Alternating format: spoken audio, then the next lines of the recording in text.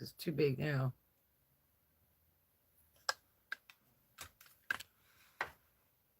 There we go. Much better. Well, hello there. All right. So, how to open a eBay seller's account in 20 and 22. Okay. It's a plus if you use Firefox, and you go to the eBay.com thing, and the first thing you'll do is enter your information. Uh, you put your first name, your last name, your email, and then you select a password, and then uh, they'll email you a pin. And hello there. Uh-oh, it just dumped. And there it goes. And then you go back to your account, sign into your account. Thank you for the thumbs up. And then you enter that pin on your account on the computer. And then they're going to ask you your address, and you'll put that on. And then they're going to ask you your phone number, if it's a cell phone or a landline. And then you tell them, and then uh, you figure out your store name and see if that's available. And then you pick the call my number with a code, and then within 2 minutes or less, actually about 30 seconds, it'll call your number, and you answer it, and then it tells you, did you sign up for a seller account, and here's your code. And then you go in and you enter that code in on your computer, on your account, on your eBay account. And then it tells you to enter your date of birth and your last 4 digits. Yeah. Your last 4 digits of your social security number. And then you go in for your banking name. And you'll need to put your routing number and your account number in. And then when it accepts that, it will send 2 deposits within 2 to 3 days. And you need to know those numbers. And it's usually, I did it years ago, it's usually like 3 cents and 6 cents or something like that. So you have to look and see what the exact deposit amounts are that go into your account, your bank account. And then you have to get back in your account on eBay on the computer and enter those amounts in. And then they call you. You make one ad. Then about 10 minutes after the ad, you get an email that says your account is suspended or something. Your ad has been removed, and please contact us within the next 7 days. And so then you go, wow, and you sign in on the computer to your eBay account, and then you go to the contact thing in the email message that they have there on your account on the computer on your eBay. And then you go to the contact us and have them call you back. And that's like right away and no waiting. And then they ask you if you've opened an eBay seller account. And then they ask you your name. And then they ask you what kind of items you'll be selling. And then if you have any questions at all, they'll answer any questions you have. And then they tell you, okay, they're real nice. And they tell you, okay, we'll go ahead and reinstate your listing, your ad that you put up. And your account will be active in 10 minutes. We just need to verify that you are the owner of the account and you opened it. I said, oh, okay, good. And that was it. And I went on, and it wasn't even 10 minutes, and my listing was put back up. And you can, right now, they have a deal where you can list like up to 200 ads without paying ad fees, which is amazing because eBay's the worst. It's like being on brick and mortar, man. I mean, I used to pay 400 to 600 a month, like rent to eBay years ago, to be on there, and that's before their selling fees and the PayPal fees and the transfer fees and all those other fees. And now they do have a restriction that, once it's 600, you've got to 600 in sales, you've got to, turn in some other info. But um, you can pick a pro account or just a regular account. A regular account, you can have like, I think 40 sales or 40 ads a month or something. But she told me, yeah, look for the free listing options for sure. But she told me that you can sell up to 25K before you have to go commercial account. I said, oh, so I don't know. Um, so it makes it really interesting. Let's see what else. I'm trying to think of what else here she said. I have so many notes here, it's just ridiculous. But yeah, so it makes it really interesting. Um, it's harder to make an ad on there than it used to be, that's for sure. Uh, it used to be so much easier and more detailed, but then again, I had commercial accounts, so maybe that's the difference. I don't know. The only thing good about eBay is you don't have to put a UPC code in, which is mandatory with Amazon. So if you have a product that's, handmade or whatever, you have to buy UPC codes online. I use those. And that's where a lot of that junk comes in, where the Amazon sellers will get in there and they'll boot on your ad, and then they'll have a listing for your item. If it's $10, they'll have it for like $400 or something. And it's just because they're booting off your ad to get the UPC code so they can change the ad and list their own item. It's real scammy. But anyway, so yeah, I was kind of scared. I thought, man, they're gonna nail me. Ooh, yeah. I've been jacked off eBay so many times, it's not even funny. I had my own e-cig company. I developed my own e-cigs, had them manufactured, made my own juices. They were all natural, no chemicals in them. Because the ones from China were coming with all kinds of bad chemicals. You don't know what you're inhaling. It could be metals, it could be anything in there. And so I researched and did my own R&D and developed a really, really good e-cig juice and all that. And I learned how to, do the nicotine levels and what is deathly and what is not. One, because I ordered from a company and they sent me some deadly e-cig juice. I almost died because they put too much nicotine in it. And that was really bad. And it was a real popular company. They sent the e-cig in a real nice little brown box. And oh my gosh. And it was like some of the first e-cigs that came out. We screwed them together. And they looked like a real cigarette, but they weren't. And, they didn't stay charged long. And you had to buy lots of tips and lots of batteries and all that kind of stuff. So I was selling e-cigs like everybody else was. And they also had sellers that were paying rent to advertise on eBay. I did it on eBay and Amazon.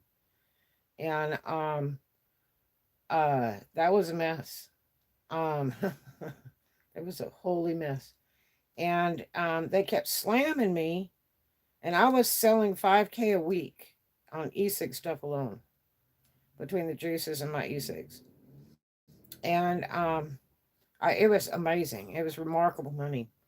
And So, I mean, my daughter and I used to sit on the computer and watch as people were putting the stuff in their shopping cart and then buying.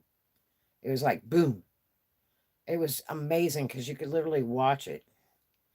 And so it was just fantastic. And I was going to the post office 2, 3 times a day, every day. As soon as I got orders, I packed them up. I went to go ship them. And so, well, yeah, no. Here's the thing: is they were trying to outlaw it off the websites for sale because they said they were illegal, and they weren't really illegal. Um, the stuff for the e-cigs, just to do the juices, you can buy in a retail store. All the stuff you need to make it, except for the nicotine, you'd have to order that. And that's where it gets expensive, is the nicotine. And you have to know how to break it down so that it's right, because it can be deadly. Um well, yes and no. It's still problematic. So they baited me off eBay and Amazon for the e-cigs and all that. So then I pulled the e-cigs all off. Just sold the e-cig juice. Well, everybody else was selling. They were all still selling. And they were banging away, getting order after order. And it was like, man, they stopped me from doing it. Every time they hit me, I'd complain. I'd say, what about all these other sellers? You got hundreds and hundreds of sellers, and you slam me. And so then they were banging on all the sellers and trying to knock them out from selling e-cigs, no matter what they called it. They called it vapes. They called it all kinds of different names so they could list it. Because otherwise it would lock you up and wouldn't let you list. And so then they kind of really got it knocked out pretty good. And then they started slamming me on my e-cig juices. And I said, well, I'm not selling e-cigs. I'm just selling the juice. Can't do it. Why? And I did every flavor imaginable. And I had, different levels of the nicotines. No, it's just everybody was getting slammed because it was a brand new thing back then. And this is back in like '03, back in around 2003, 2002, something like that. And so I pulled all the ones out that had nicotine in them, and I sold all non-nicotine. And I was selling the crap out of it. And they banged me again. And I'm like, God, Jimmy. And I argued with them. I said, look, how come you have these other sellers that are selling it all day long? And so if you were a seller on eBay or a seller on Amazon, you couldn't sell it, but they had ads for other companies that they would sell so that people could order from them. And it was like, why are you selling ads to people to sell e-cigs? And you won't let us list. And so it was just continual argument. I pushed it to the max because I was banging that money. you know, um, Several thousand a week, every week. It was easy as pie. And I ship all day long. And it was fantastic. And so, um, hell, I got to the point where I was doing it when I was moving. I was putting the stuff in storage, and I was only going to the storages to mix the e-cig juice so I could pack it up and ship it out. It was just amazing. And so I got totally slammed on both places years ago. Well, and then the e-cig industry, kept going, and then it was only the people that originally started were going to be allowed to sell. And I was trying to put my stuff in retail stores at that time, you know, contracted out into retail stores. And so, um, because I was a company. And so, it got kind of interesting. Then, about 2, 3 years later, I get in a big deal with PayPal. They stopped my PayPal account. And I'm like, what the heck? And we go round and round and round, and they're holding my money. I have a bunch of money on there and money coming in from other things. And so I can't access my PayPal account at all. And I'm on the phone with them repeatedly, daily, weekly, 2 times a day for a couple months. And they said the problem was that I was selling e-cigs. I said, I don't sell any e-cigs. I took all the PayPal buttons off of the e-cigs. I just sell juices. And that's on my personal website. I said, well, we're not going to do it. Your account is going to be blocked. I'm like, I have money on my account. And so then uh, they said, well, you're going to have to take the PayPal badge off of your website. So, well, okay, I'll take it off my website. So I had to go on my website builder, go in there and pull the PayPal badges off, and anything that had anything to do with PayPal on there. Um, I even had a description of how wonderful PayPal was for purchasing and how safe it is to purchase online. I took that off. Called them back. They went through my site. They said, well, you still have e-cig stuff and juices on there. I said, well, I mean, I could sell what I want on my website. It's none of your business. And I said, I took all the PayPal buttons off of the e-cig stuff. And so they said, well, we can't do that. And so then I just listed the juices with no nicotine and just had those. And I said, you can't stop me from selling those because anybody can. Oh, God, I couldn't believe it. So anybody can't, they locked my PayPal up 3 months. So, I said, anybody can go in the store, a minor child, anybody can go in the store and buy the stuff to make the e-cig juice with. So you can't stop me from doing that. So we went round and round and round. Finally, they reinstated my account. And on my website, my big website, I had this really good old-timey flavorings for cakes. It's only for making cakes. It's a special stuff that was used since like the early 1900s. It's really neat and it has all the different flavors and it just makes cake, really magical. So I had sold 3 of those and PayPal threw a hissy fit and wanted to stop the payment on that. And I already shipped it out. And I'm like, you can't stop the payment. I already shipped the products to the customer. Well, that's, e-cig stuff. I said, no, it's not. Go look on the website. It's for making cakes. It is not anything to do with e-cigs. And if you probably try to put an e-cig, probably clog it up or probably kill you. It's not made for that. It's for food only. And so anyway, we went round and round and finally they cleared it. After about 3 weeks, I got that money. That was like $40. And it was just a nightmare. I just couldn't believe they were trying to tell me what I can and cannot sell on my website. I mean, I'm not selling like freaking marijuana, cocaine, and anything else. But PayPal's really funky. Well, PayPal has since been sold, and eBay owned PayPal, or PayPal owned eBay, or something back in the early 2000s. But it's recently been sold, and they treat you really good on PayPal right now. I get like cash rewards by the week on PayPal. And I'm not talking like that one where it comes up, hey paranormal gaming, what's going on, dude? Um, I'm not talking about that part where, PayPal would send you this thing and say, wow, you just got a bonus refund on PayPal, and it was like, 32 cents. And, I used to run a lot of money through my PayPal account in the thousands. And it's like, oh, goody, goody. And then they maxed it out after you did about $10 worth of, rewards on PayPal, and that was all.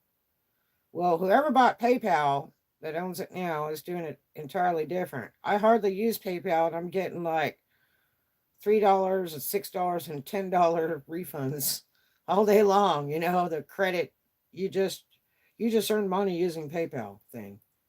So, I guess PayPal's going to be so much better. Now, here's the big trick is eBay no longer accepts PayPal as a payment form for a seller. And I don't know if they take it for buyers, but as a seller, they're not honoring PayPal anymore. And as of 20 and 23, it'll be totally phased out of their system for sellers completely. So anyway, I guess it's existing. It can still have a PayPal account, but any new accounts on eBay as a seller, you can't even enter a PayPal account. So you need to have your brick and mortar account or whatever it is you're doing. Um, and they do, yeah, they might, because what I was reading on there, they were blocking it completely out by 20 and 23. But as a seller, you can't even sign up right now and put a PayPal account in there. They're not accepting it. So, oh, did you? Yeah, I did it a couple times, and I don't even know how I did when I'm blocked out of eBay. I bought a few things in the past 4 years off of eBay as the buy it now thing. And it let me do it, and it was saying that once you're banned, you can't buy or sell or do anything. Well, I have, so I was kind of glad of that because there's a couple things that I needed, that were being sold on eBay, like it was car parts or something, and I wanted to buy them real bad. But yeah, so that makes it interesting, doesn't it? But anyway, so it was kind of scary today when they called me. I tried to sign up for Payoneer, but I guess they only have business accounts on. No, if you're doing the Payoneer if you're signing up to do Native Camp teaching, they have a link on the Native Camp website, and you click on that link only to do your Payoneer. And they've got some deal where it goes direct to where you need to go and all that kind of stuff.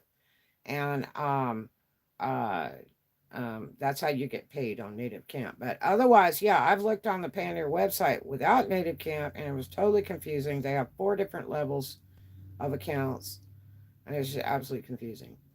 Um, but if you're using it for Native Camp, just use the link that's on the Native Camp site, and that's the one you want to go through because it goes directly through, and you just fill a little bit of info, and that's it. Boom, it's done.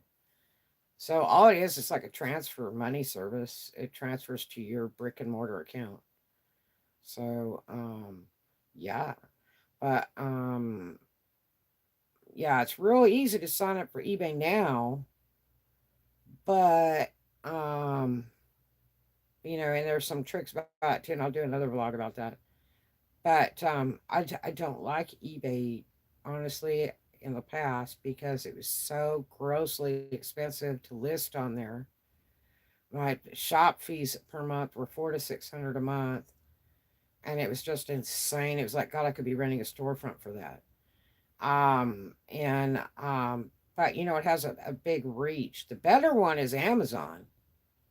Amazon's way cheaper than being on eBay, and Amazon really sells well. I didn't even know about it till my baby sister told me about Amazon.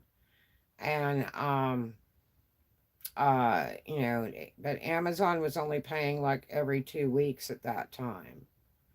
It was like once a month or every 2 weeks or something like that. And so you didn't get your pay, as soon as you sold an item, it just went to your account, and it sat there till they transferred it. With eBay, you always got your money right off the top, unless you were a brand new seller. Then they wait 20 or 30 days to hold all your payments until it's confirmed that the item was shipped and the buyer received it. So what you really want to do is use a tracking number, or you're done. Um, because if you don't have the tracking number on there, they turn around and say they never got it. So I'm just going to be listing some El Cheapo stuff for now because the account's going to be, on hold for like 21 days till they start clearing the payments right off the top. But the only problem is that my darn brick and mortar bank is so sucky. It takes some days to get the money in there. So I have just one account that's for my commercial accounts. So I try to keep everything separate. And so yeah, and Etsy is like gross slow. I have zero sales like this last week. Yeah, well, that's the problem. Is there's so many scammers on eBay. It's so freaking scary. And the biggest problem with eBay was the PayPal, because people would say they didn't get it and they PayPal you and they get their money back, and you fight and you fight and you fight, and it take a 30 days for the battle. And it was absolutely horrible. And then you have to ship stuff back at your cost if you're a customer. And it was like, I bought a pair of shoes and the seller lied. They sent me some used, damaged shoes that they said were brand new in the box and all that kind of crap. When I got them, they were bad, damaged. And, and it wasn't from shipping. That was obvious. And so, anyway, I PayPal'd them. And then they turned around. I got the shoes on auction. I think I won them for like $4, and it was like 20 to ship or something. And so they made me pay to ship the shoes back, okay, before they would refund. And let me tell you, that was a bullcrap deal. So, like, it's like I actually only get like $6 refund. So, yeah, I'm not a great fan of eBay, but your top selling um, places online, and I've tried like almost every single one, from Bonanza to all kinds of stuff. And I have a lifetime membership to eBid, which is a really neat site, because when you buy the lifetime, it's like you have really zero fees even when you sell. Um, but it just doesn't do anything. I'd sell one or two things a year on eBid, and I'd put like 400 ads up, and had no competition. That was the funny thing, no competition. So, um, and now when you search online for things you want to buy, you don't see anything with ads from eBay at all, which is strange. Because before, you could search stuff online, and like I could see all my ads and stuff on the internet. Um, so I don't know, but really the best ones are Amazon and eBay, and then I guess the next best would be Etsy. Etsy just, it drags. Um, it's not what they say it is, like it is on Shark Tank. eBay, I love eBay. It's out of Europe, and you can use it in the States and everything else. And I really, really like eBay a lot. It's supposed to be the replacement of eBay. And I've been a member on there since it was like $175 for a lifetime membership to be a seller. And you don't pay for any of your ads or anything. And they reduce all your other fees stuff too. And you can use PayPal with it.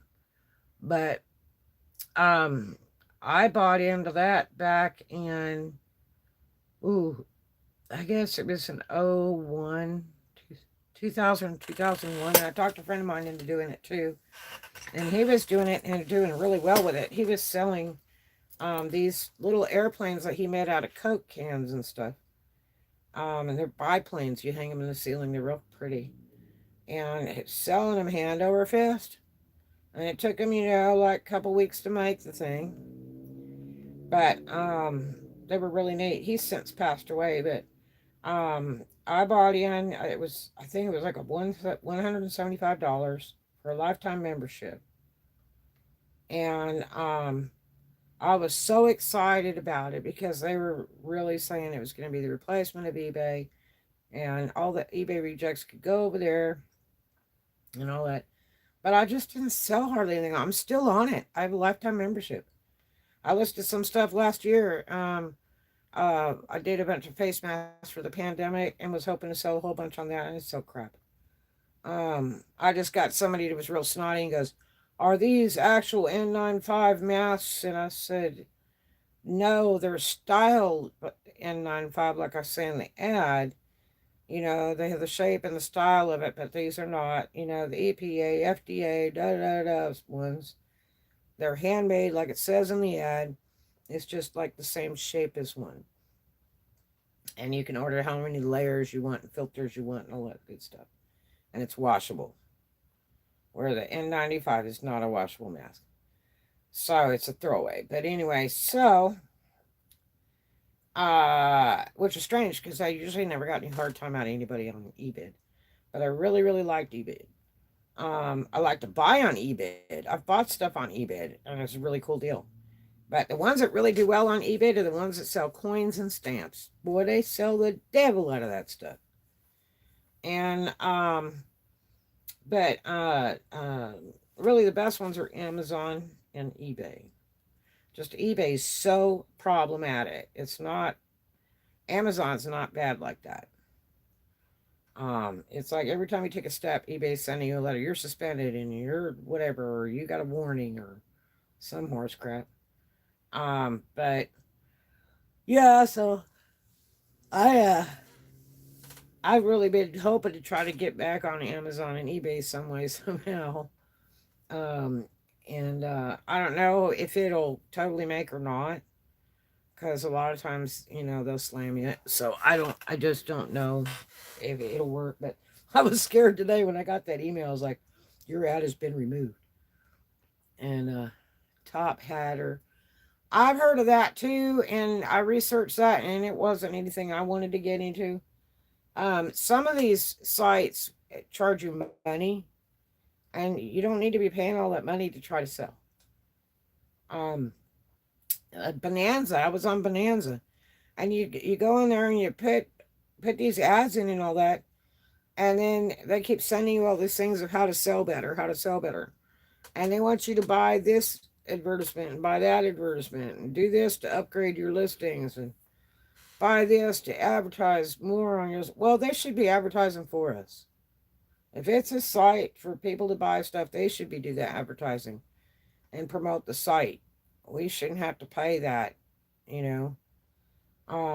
Because I can do my own for free, like on TikTok. I use TikTok for advertising. I have a commercial account on TikTok. So I use it just for advertising my items.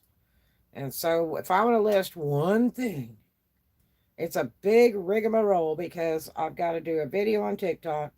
I've got to do 2 videos on YouTube. And then I've got to do a video for the ad and all the pictures for the ad. And then write the ad. And so it's a big, long deal just to list one thing. It is so much work. eBay was good because you could just copy an ad from another ad.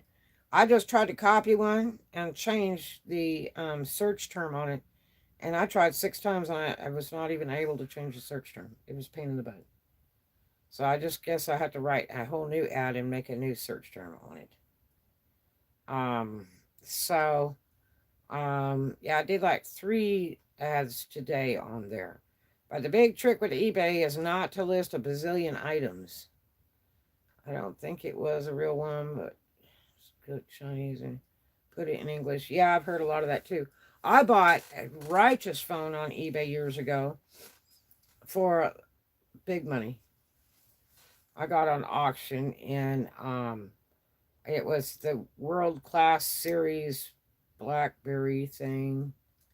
It was so nice. The best one. A doctor friend of mine, Doc Hillman, had one, and I really really wanted one because you could put extra back on it, extra thick battery. I went and I ordered all that when I won the thing, and got it, and I got all the extra stuff, and it's just the neatest thing in the world.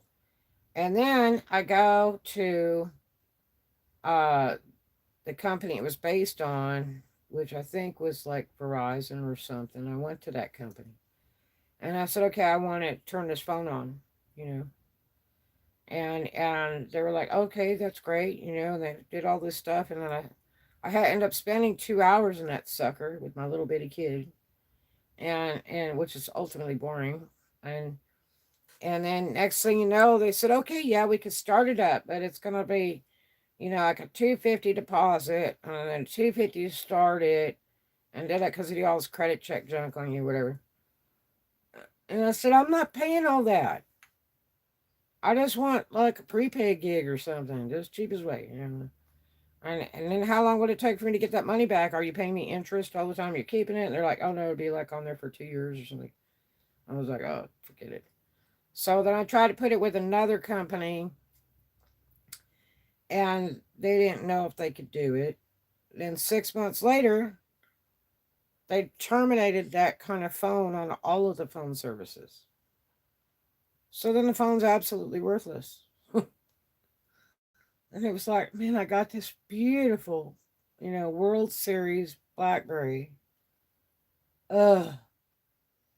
So, and the biggest risk of buying phones like on eBay or anywhere else, buying used phones or whatever, is it's a phone that somebody has got free on their phone account, and then what happens is they close the account for non-payment.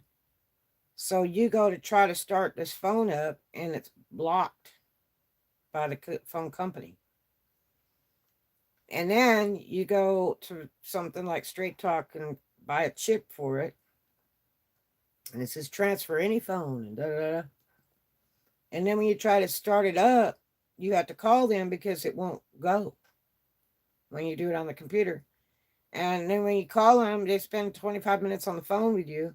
And then they tell you, this phone, we can't do anything with it. Is it your phone? It's like, yeah, I bought it. And they're like, well, you can't do anything with it. So then I went to Verizon. This was a phone I bought at the flea market. And it was a guy that sold phones every day, all the time out there. And I'm like, you sure this sucker gonna run? So anyway,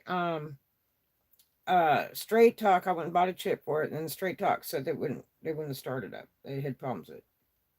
I went and talked to a guy at Verizon. I said, tell me why it is I got this phone, and I tried to even put the chip for Straight Talk in, and on the bring your own phone thing and all that. And he said, well, here's the problem.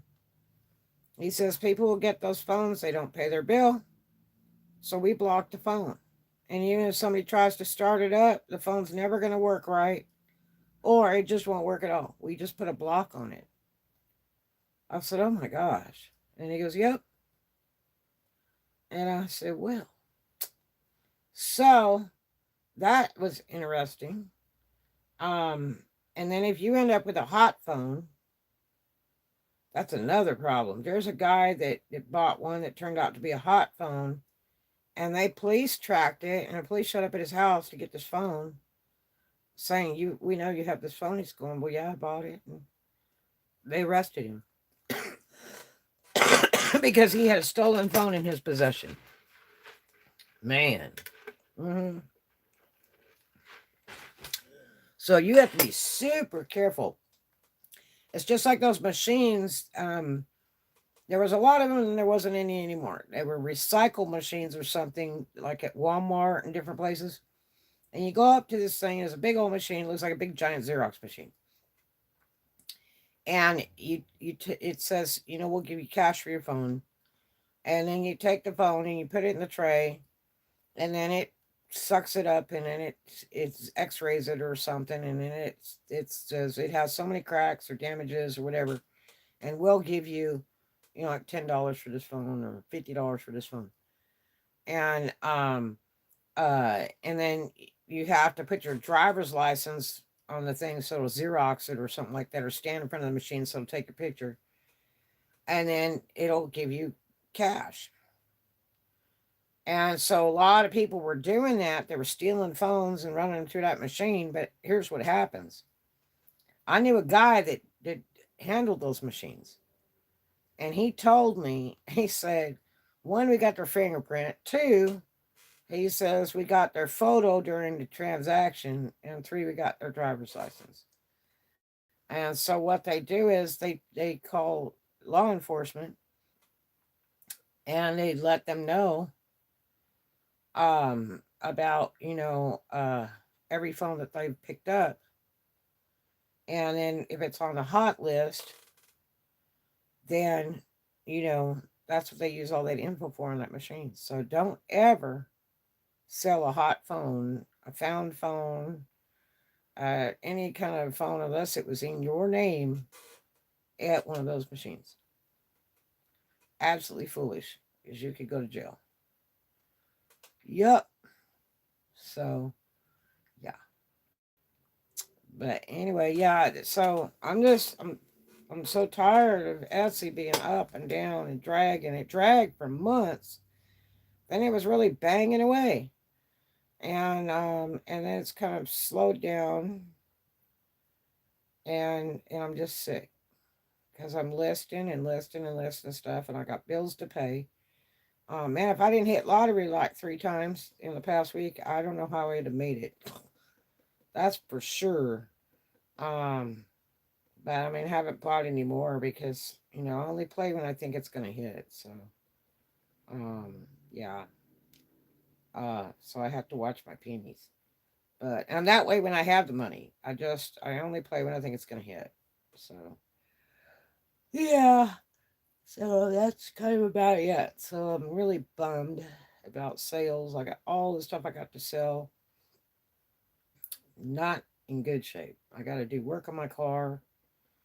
Um, Everything's behind, and I got about 8 days pulled together in a big time hurry. So we'll see what happens. My YouTube is down low right now.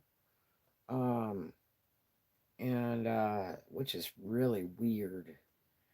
But they say that, January, February are kind of slow anyway. So I don't know.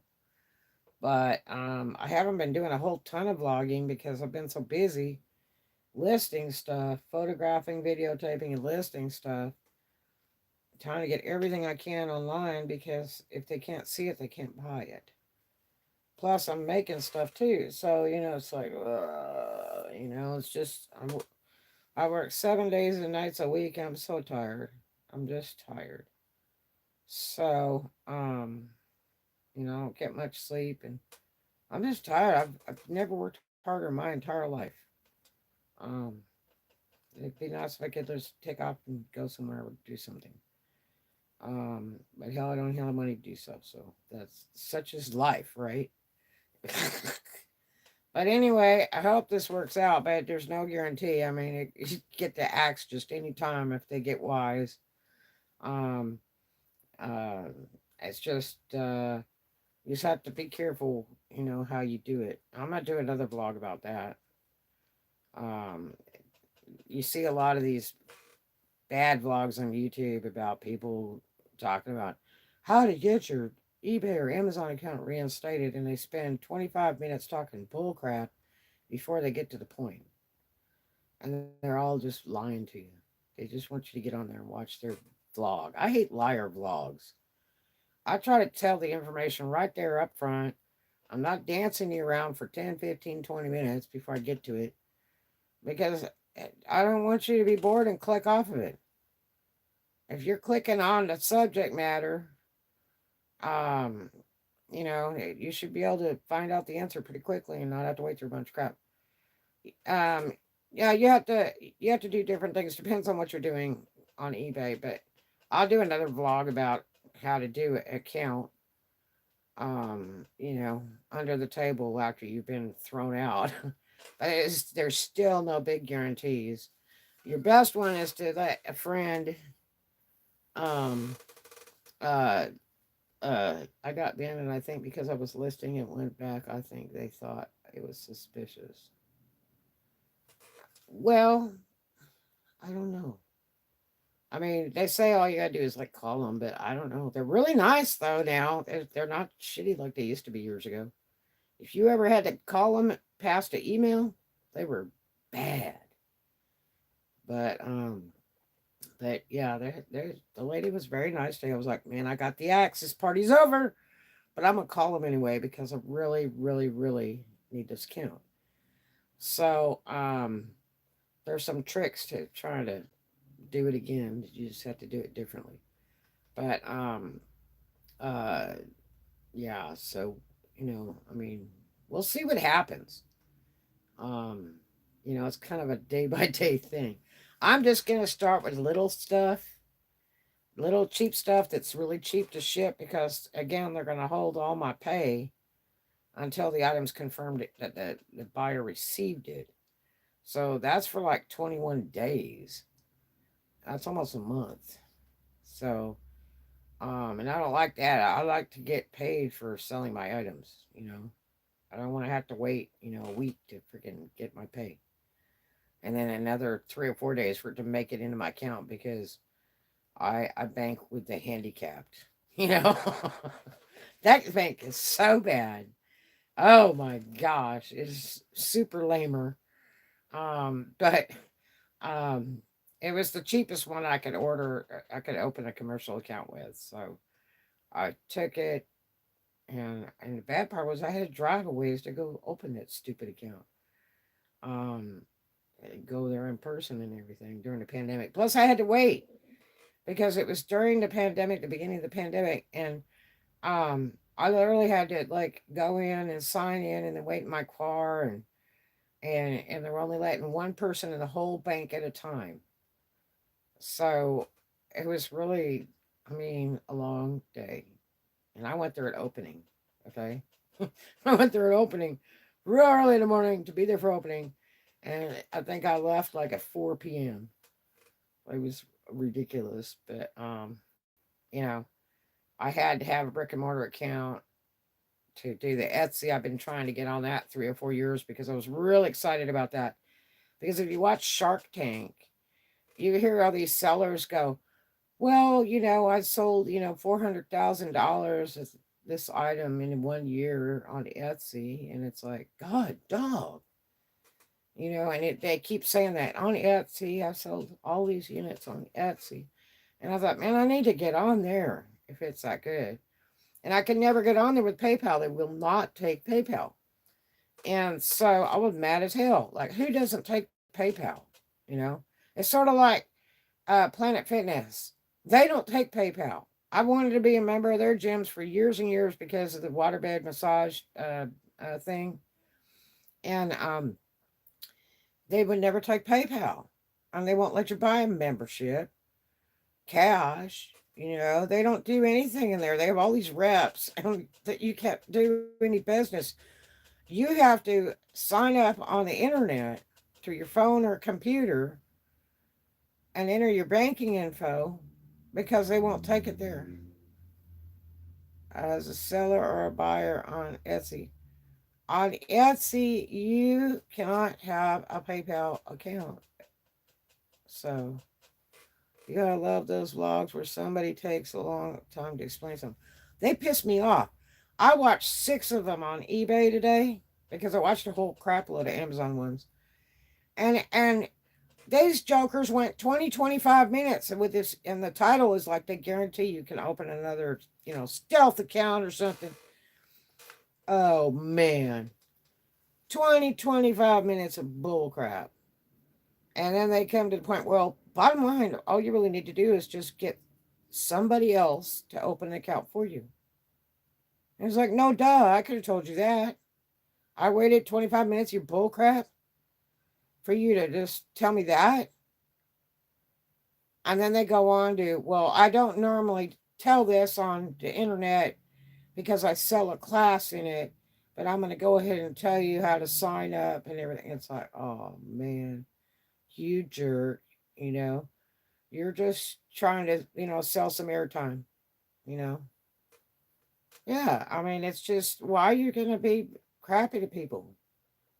Just tell the truth, bottom line, I've got on a lot of these YouTube vlogs where they'd say, the cure for the common cold is, and you get on there and there's nothing on the whole vlog about the cure for the common cold. It's like a vlog of their dog in the backyard or something. I mean, these people are freaking idiots. It's like, that's just the best way to do bad business. Yeah, they're trying to get ad time. They're trying to get vlog time, minutes, whatever. And that's bull crap. You know, um, it's like I'm seriously looking for the answers, and it'd be nice if you wouldn't lie to me, and drag me out forever. There's one guy that does he goes to famous places. I forget the name of him on YouTube. And he likes to go to, famous people, dead people's houses and stuff. It's like dandelion something or something. Something lion something. And I watched a couple of his vlogs, were kind of neat. And then the next one I watched, it has this little scruffy dog that's running around for the first 15 minutes in a nasty, dirty house and then up on the bed. And it's like, oh, isn't he cute? And all that. That's it. I think it's Jordan Lyon. And I'm like, I commented on there, like, why is the first like 15 minutes a dog? And then he answers back real nasty. He says, well, that's just too bad if you don't like it or something like that. And then he answers back again and says, ha ha ha, I got minutes on YouTube. And I'm like, you know what? I mean, that guy was a total snotball. And that's just bad business. Period. Run a straight, honest YouTube channel and be cool. I'll tell you one that's got real bad is Scotty Kilmer. Scotty Kilmer is always putting weird stuff up now. It's just like any spam title he can come up with. It's like, the police arrested me. And the vlog has nothing about that in it, And I love Scotty Kilmer. He's awesome. As a matter of fact, I got him started really on YouTube. He had like 8 vlogs on YouTube. And he was doing some other websites, and I was helping on the websites giving auto repair advice. And I was one of the top 3 people that were doing auto advice because Scotty was never on there. And so we were helping, to handle the channel. So then I told him, I said, if you would do more, vlogs on YouTube and vlog every day. And he's like, I did, enough vlogs. He had like 8 or something on there, 6 or 8. And he said, and that's all that's necessary. And I said, well, you need to vlog every day. I said, and I would do some other vlogs about some other stuff too. Well, he was mad when I told him that. Guess what he does now? He's coming out with 2 and 3 vlogs every single day.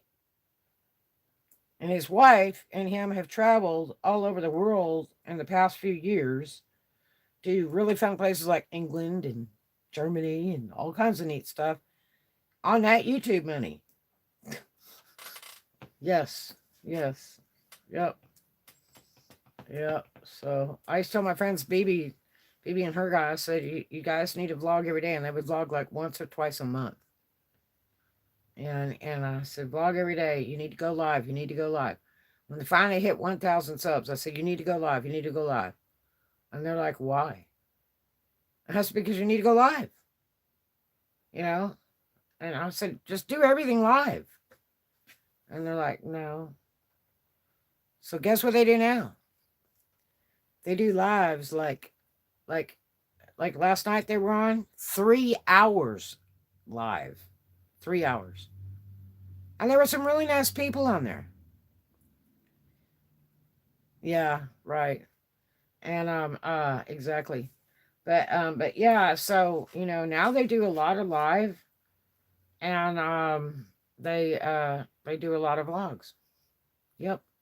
Now he's actually a really great editor. He's really good with doing the editing and the thumbnail stuff and all that junk. And he does some very, very nice videos. And I don't edit anything. My daughter is real good at that. We did some commercials for some people's businesses. We had put those on YouTube. We did some other stuff. And I always help people with their businesses. I'm like, hey, I'll do a free YouTube video for you, or some that I charge for. On some accounts, that ask me to do it, and I tell them what my charge is, or if somebody wants me to advertise a product for them or whatever, I do it honestly. And some of them I refuse because I don't want anything to do with them. A lot of the stuff, if it's not, approved by the board, then I don't want really anything to do with it because I don't want lawsuits or anything for a product that I'm promoting that's not even approved by the FDA or whatever, or a product I don't like. I just had a big company, contact me about a children's toy, and they wanted me to do a YouTube vlog. And I said, well, great, you're welcome to send it to me, but how much are you paying me? And they're like, well, we just thought, we'd send it to you. I said, well, I don't have any small children. I mean, I have to literally take the thing to the park and let kids test it out, and then photographing kids on YouTube's a real big problem. So, it really messed up your monetization. So anyway, we've gone back and forth for a couple of months, and they just won't come up with any money. So I'm not doing it for them. But they wanted me to promote it in the United States for them. I mean, I'd love to help them. I'd love to help anybody in business, but if you're a big commercial account, and I don't know you, you need to pay me. You know, um, I'm not doing the crap for free. I do that for poor people, for people trying to start a business, independent people, people that are painters or scrappers or whatever they do, or trying to sell something that they have that's used. I did one for a guy that had a scooter that he was going to sell and build the other one, and I did one for him on YouTube for free. I do a lot of different blogs for people to help them with business, food trucks and stuff. I've done some of those for free to help people during the pandemic. But if it's a commercial product or big business or whatever, you have to pay me. And I have YouTube vlogs for that too. If you want to, sponsor for the day or whatever. I did one for a hair product for black people. YouTube removed the option to go on accounts as mods. What?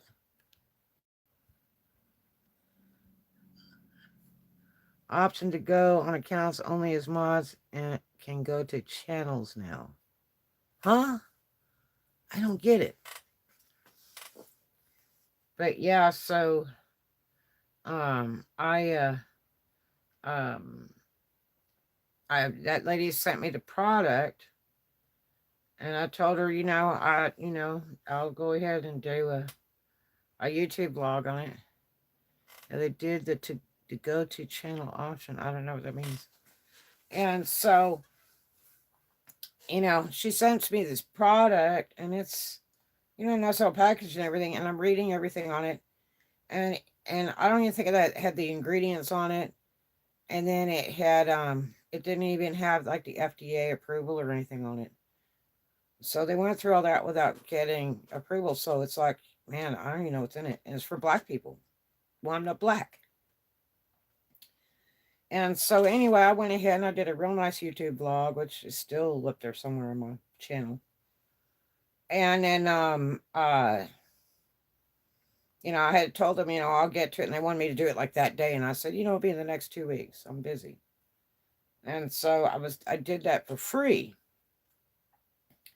So I did a real nice little vlog about it and everything. And that was it. And then they emailed the death out of me, like, well, where's the, testing and all this? I said, whoa, whoa, whoa, whoa, whoa.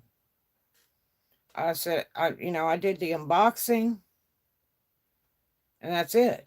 And I said, you want testing and all that stuff, I have to pay people to use it. If you aren't a mod, you can't go to someone's channel. It won't go. Only a mod can click and go to the channel because of the, I don't know what it means. Because of the bad people on here. I still don't understand what you're trying to say. So, she kept emailing me to death. What about the testing review and all that stuff? I said, I can't do a review without it being tested. And I have to pay people to test that. And I need to have insurance to do it too, because if anything happens and damages a person with your product, I'm liable. And, that's all on you. And I'm not black, so it doesn't do any good for me. It's some kind of hair growth thing for black people or something. And so, and I said, and this product doesn't even put through the board. So, I'm real leery about stuff that doesn't have the rating on it. If it's not been put through the board, because There's like a lot of people doing like bath and body stuff, and they're using like candle scents and stuff like that, and you can't use it on the body. There's a lot of stuff you can't use on the body, and people are doing it. That's why when you do flea markets anymore with the bath and body, you have to have all your ingredients on there. It has to be right, it has to be certified, because they can walk up at any time and it'll suspend you. Um, and it's just a big royal nightmare. But these people were so mad. I didn't charge them 1 penny to get it. If you invent a product, okay, like for hair conditioner, or for a bath bomb, or lipstick, or something like that, you have to send it through the board to get a rating on it, to get it approved. That's why e-cigs were such a problem, because the FDA and everything else would not pass it at all. They absolutely refused. They were saying it's dangerous and everything else, and for people to be inhaling the stuff and this, that, and the other. And then the next one was it's addictive because that's nicotine, just like cigarettes. So you have to do the labeling. So yeah, we start labeling like that, labeling our ads and everything. But with bath and body products, it's a very strict market. I do bath and body products, but all my stuff is labeled properly. Okay. And it has everything on there so you can see what's on there. Okay, now if I want to send it to the board and have it approved, great, but I know that I'm using the right stuff because I have listed the legal items that I have put in it. You cannot just sell it and not have ingredients. You can't sell it on the street. You can't sell it on a flea market. You can't sell it in a store. And your best bet is to get it FDA approved and all that stuff, so it's certified. Just anything you buy in the store, you can read it. And it'll say FDA approved, government approved. It'll say on the writing on the ingredient side of the box. It's going to tell you that. And when you see that, then you know it's a fairly safe product. You know it's been made with the right chemicals. But it's like, you can't take these weird oils they use for making candles and all that stuff, and these room scents and stuff like that. You can't use that in anything goes on the body. It's poison. Oh, you mean like listing the ingredients? And because you can't make lip balm out of it because it's poison. You can't make bath and body stuff that you put in a bathtub because it's poisonous to the skin. It's not made to be on the body. It's made for scenting candles and things like that. So it's really strict. It's just like with yeast juices. There's certain products you can use and certain you cannot use. Part of e-cig juicers, the one that everybody likes so much that made all the smoke, is made out of the same base as car antifreeze. Okay? And you have to be very, very careful with that. That is a poisonous thing.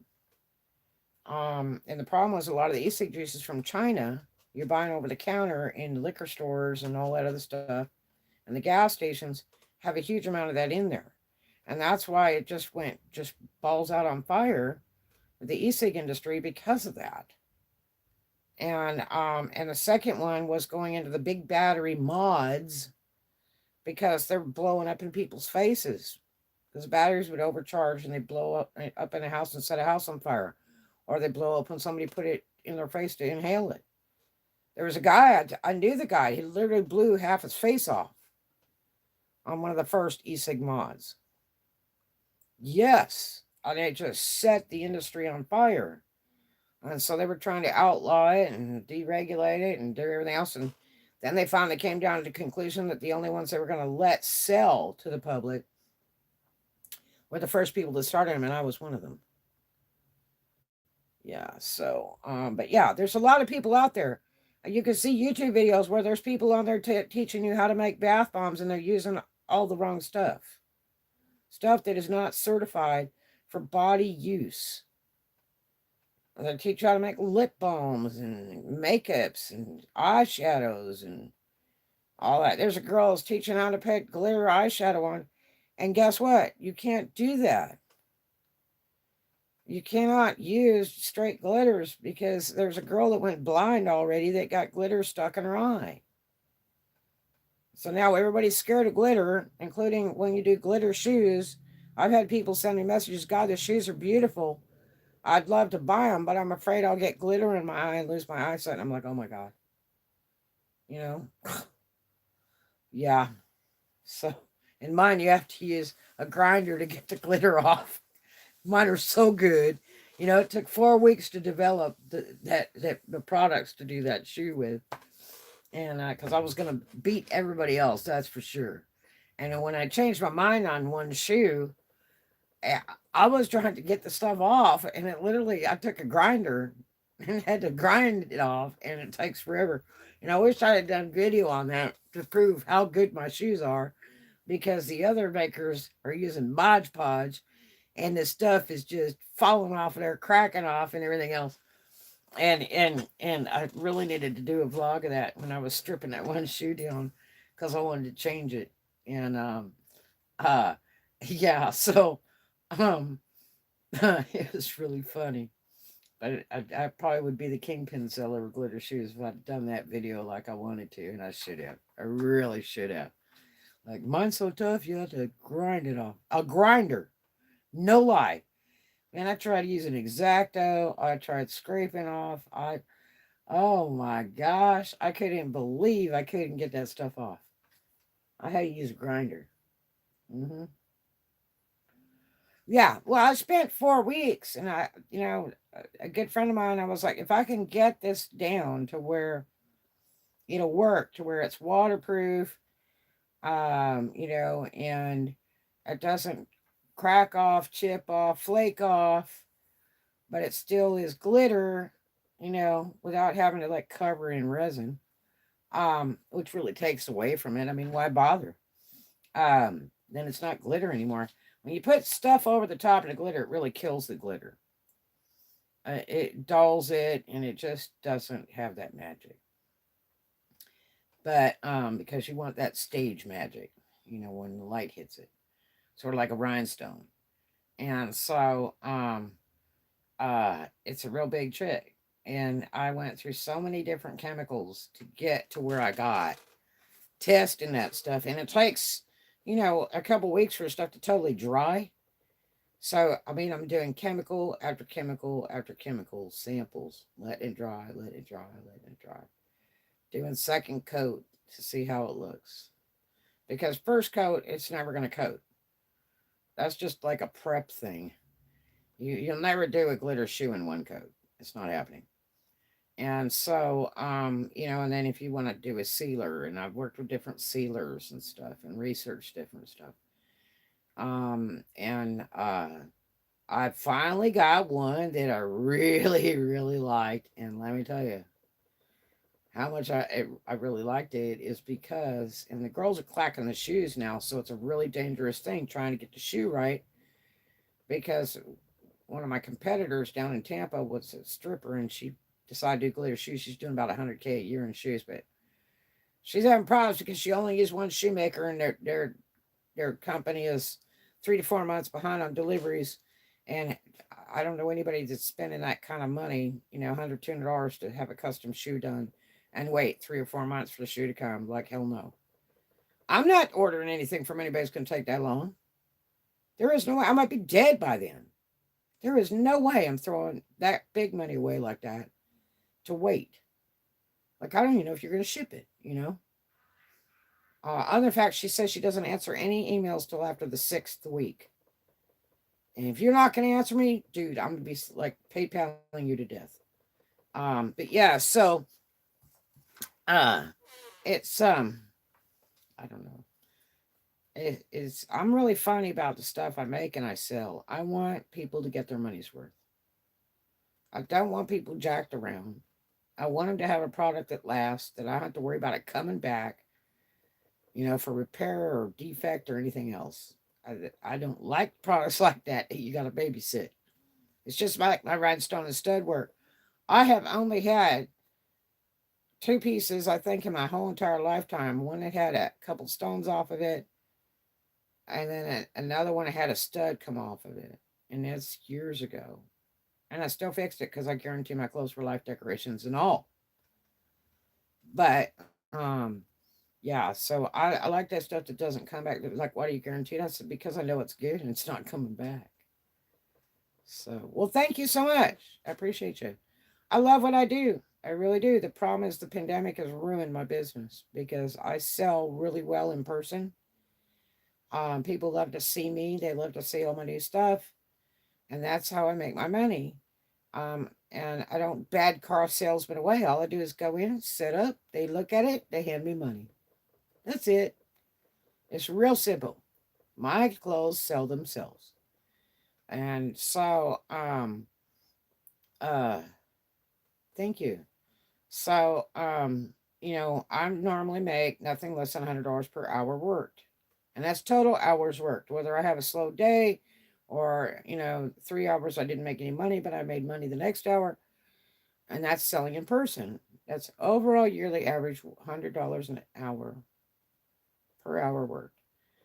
And now I'm not even anywhere close to that. I've never believed in the internet. I didn't back then. I used to have people tell me all the time, well, God, I wish you had a website. I'm like, I don't have time to play that game. I'm always traveling, delivering. And the only time I'm home is to sew and load the car back up again and go again.